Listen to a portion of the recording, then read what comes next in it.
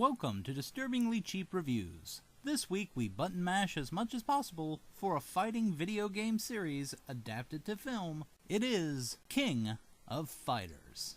Now, I was always more of a Street Fighter or Mortal Kombat guy, so my knowledge is rather limited to the series. In fact, one of the main things I know is the guy with a leopard mask who fights like a pro wrestler. And that's a bad sign because he's from Tekken. But one thing I do know is Ray Park, who plays our main bad guy. And if you don't remember his name, you might recognize his most famous role as the Silent Sith, Darth Maul. Park is an outstanding fight scene guy, but if you watch this film, you'll understand why he was so quiet in the Star Wars prequel. Let's get to the movie. King of Fighters is a tournament that takes place in an alternate dimension. That alone sounds like something you could base a movie on. But this one decides to bring us behind the curtain. We're introduced to 3 magical artifacts that power the tournament's dimension-jumping setup. These items, for little to no reason, are set up for people to view, without even a glass case surrounding them for protection. Surprisingly enough, main bad guy Rugal bursts in with guns blazing, on his way to stealing them. Gee, I guess security couldn't have prepared for such master thievery. Rugal uses his new toys to manipulate the tournament, killing or enslaving the competition as he plans to win and release the locked-up Evil of Doom, which is apparently held steady by the tournament. So our kind of main characters have to stop him. They are Mai, Kyo, and Iori.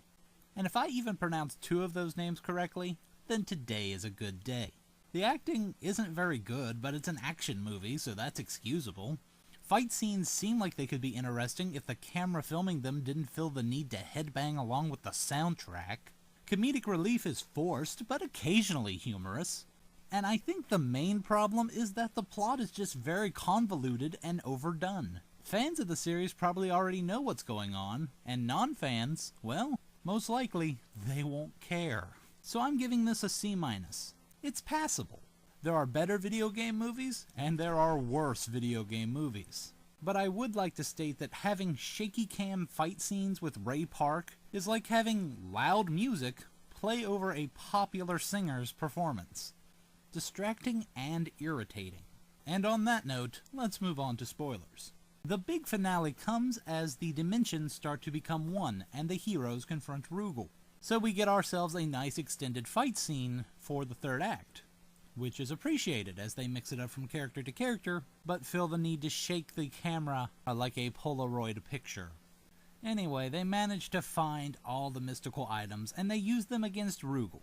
Just as he's about to be defeated, the unlocked Evil of Doom possesses him, because the movie decided it needed to be longer. And then we're treated to one of the most overused cliches I have seen in a while. The hero is losing, and suddenly he has visions of earlier scenes, while quotes are heard, all to inspire him. In this one, it's Kyo who has visions and hears quotes from his dead father to remind him that it's a good idea to keep fighting. So he gets up and promptly defeats Rugal. Well, that was easy.